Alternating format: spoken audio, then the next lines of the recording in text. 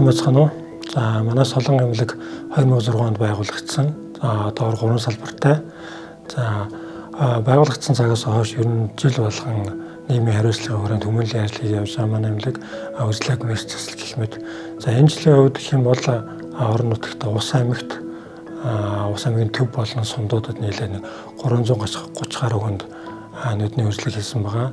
За одоо энэ удаагийн үзлэг маань гэхээр Улаанбаатар хотод 100 хүүхдийн нүдний үзлэг хийх хүсэлтэй байна гэд Good Neighbors төрийн бус байгууллагад хандаад Good Neighbors-ийн маань маш дуртай хүлээж аваад маш хурдан шуурхай эцэг эхчүүд хүүхдүүдтэй холбогдоод энэ үзлэгүүдэд зохион байгуулж байна.